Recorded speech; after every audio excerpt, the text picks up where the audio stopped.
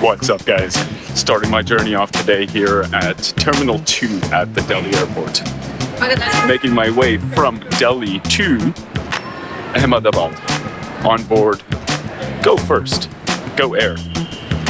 Anyways, let's go get checked in and check out the airport here. Alright. Cool, so I made my way inside Terminal 2 of the Delhi airport. This terminal was opened on May 1st, 1986 and was used for international flights at the time, till the opening of Terminal 3 in 2010. It was with the inauguration of Terminal 2 in 1986 that Delhi Airport was renamed to Indira Gandhi International Airport from Palam Airport. Currently, the terminal is used primarily for low-cost carriers such as Indigo and GoFirst airlines. Alright guys, so here at the check-in counter, or rather waiting for the check-in counter at the line, there's a decent-sized line here. Let's see how it goes. Although I generally prefer to do the self-check-in at the kiosk or the online check-in to save time, I waited to check in with an agent for the purposes of this video to get an idea of what the experience was like at the check-in counter. The agent was very professional. We didn't exchange too many words, but the process was very swift and I got checked in pretty quickly. Alright guys, so just got checked in. That was fairly quick. Now let's make it past security and go check out a bit more of the airport. Let's go.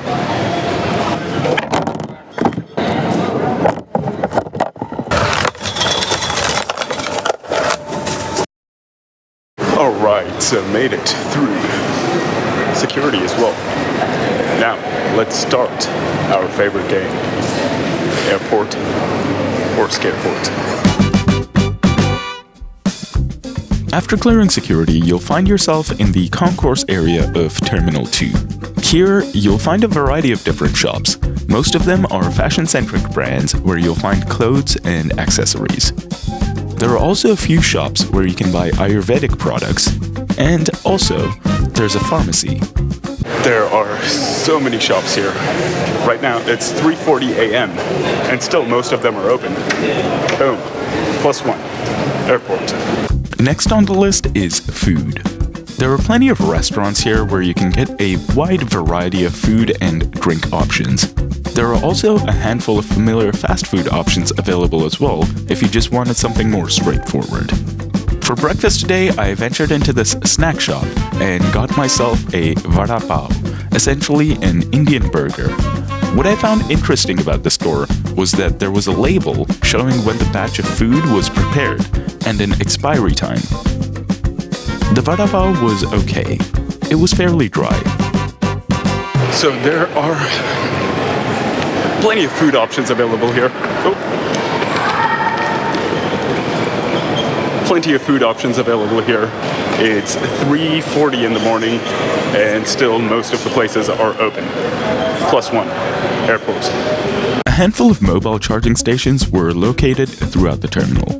What was nice about these stations was that there were universal power outlets and also USB outlets, so you can charge your device even if you had an incompatible power plug. Places to charge your electronic devices.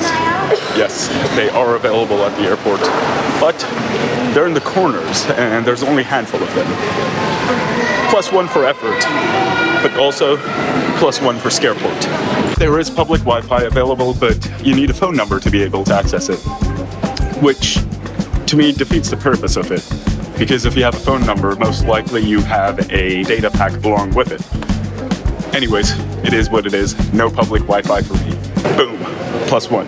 Scareport. There are plenty of accessible restrooms and places where you could get drinking water next to posters of very exotic-looking people. Places where you could get drinking water.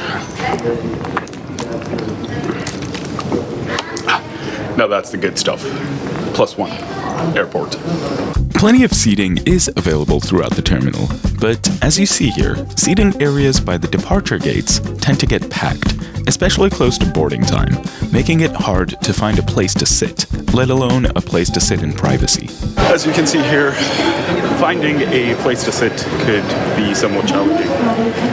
There's not a lot of seating.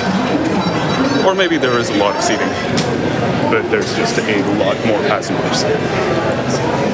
Oh, +1, Scareport.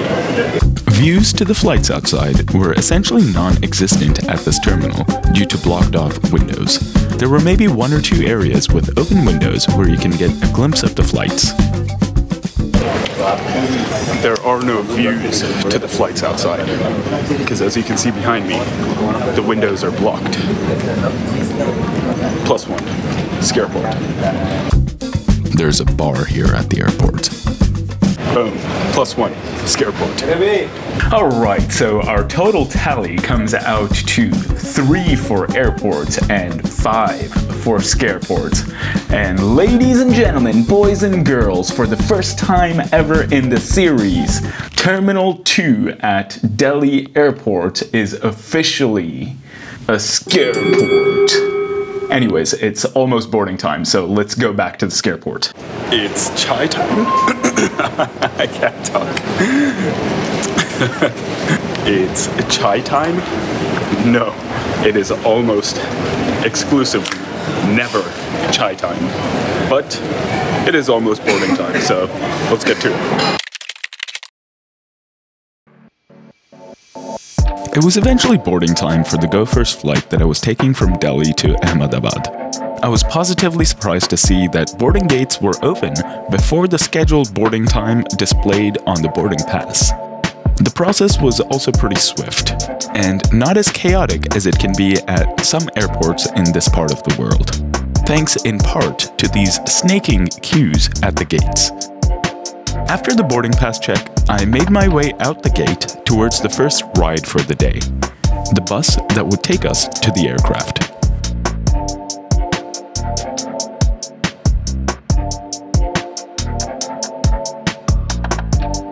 Once off the bus, we got a chance to get up close and personal to this A320 that would take us all the way to Ahmadabad. Once on board, I found my way to the seat I had selected for the morning, seat 22A. The seat on board this GoFirst A320 didn't feature much in terms of padding, and as you see here, the knee space and the legroom was okay, nothing too special. There were ads plastered all over the seat, which is pretty common for a low-cost carrier. The seat back pocket contained a safety information card and a menu card, which we'll do a deep dive into after takeoff. The tray table had a very interesting shape to it. It reminded me of a toddler's eating table. It wasn't a tray that could be pulled in, pushed out. It was just a basic tray that could either be folded in or out. There was a seat recline feature as well, which was surprising to see on a low-cost carrier. The overhead panels housed individual AC vents, reading lights, and the call for attendant button. Overall, the cabin was fairly basic and reminded me of Spirit Airlines and Frontier Airlines in the US.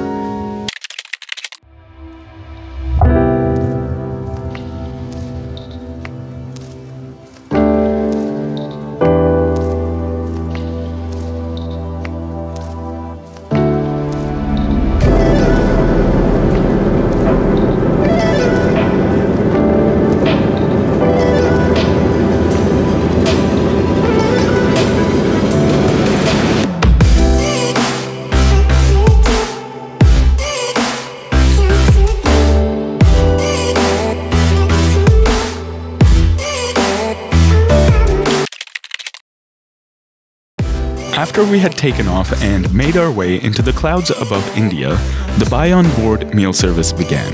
There was a decent selection of items available on board. There was an assortment of salads and sandwiches available to purchase on board. There were no cooked meals for purchase, but rather boxed meals which could be prepared by pouring hot water into them. If you wanted something light, there was a variety of snacks and beverages available on board, as you see here in the menu. Alcoholic drinks were not available for purchase, as consumption of alcohol on domestic flights in India is prohibited. Finally, there was a selection of hot beverages provided by TGL Co. What I found to be a paradox was this gourmet coffee. That's like saying valuable trash. As I was full from the vada pav that I had earlier, I opted not to get anything on board this flight.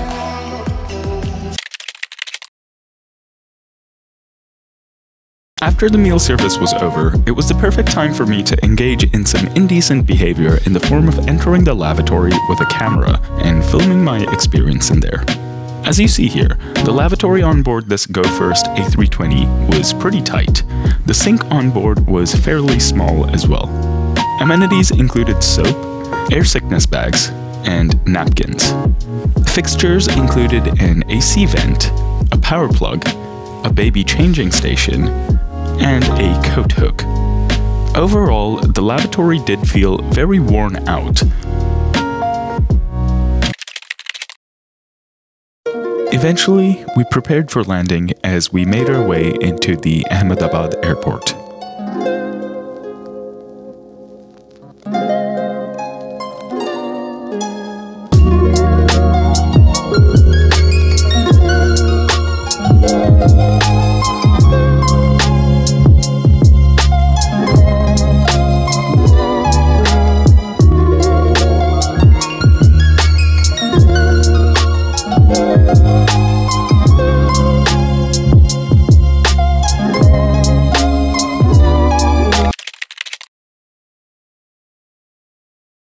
Alright guys, so GoAir. GoFirst, GoAir. The flight was very not memorable at all. Unmemorable? Is that a word? English, motherfucker! Do you speak it? Yes! The flight was very unmemorable. The hard product was alright, it was pretty standard. It looked like a basic low-cost carrier cabin. Legroom wasn't amazing. The seats were pretty firm. The soft product, the cabin crew was fairly polite and they were pretty nice, but overall, just nothing memorable about this flight. Would I recommend them over other carriers in India? That's a tough one, given that Vistara, which is a full-service airlines, costs about the same as most of these low-cost carriers in India. I would definitely lean a bit more towards Vistara over any of the other low-cost carriers in India. But if you do get a good deal on board GoAir, then it's not bad for a quick hour or 2-hour flight. What I do like about most airlines in India is that even the low-cost carriers offer a checked-in bag of up to 15 kilos along with their basic ticket, which was pretty nice. Other than that, the GoAir experience, it was a pretty straightforward and standard low-cost carrier. There is one low-cost carrier on this journey that stood out above the rest. If you want to know which one that is, then make sure to subscribe to the channel and you'll see it in the upcoming videos. Anyways guys, I'd love to hear from you guys now. What have your experiences on GoAir been like? Have they been similar to mine? Would you recommend them to someone? Let me know down in the comments below. I hope you found this video either helpful or entertaining. If you like content like this, then consider subscribing as I'll be releasing weekly videos of other airlines as well. Anyways guys, thanks for watching and I'll see you on the next one.